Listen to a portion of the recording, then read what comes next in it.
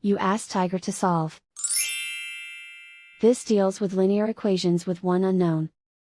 The final result is x equals 7. Let's solve it step by step. Simplify the expression. Expand the parentheses.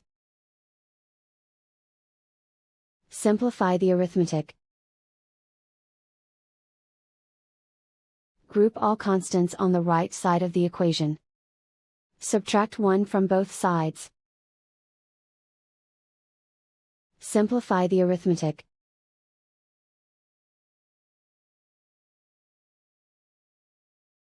Isolate the x.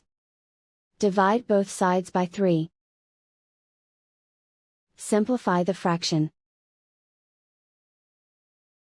Find the greatest common factor of the numerator and denominator. Factor out and cancel the greatest common factor. And so the final result is x equals 7.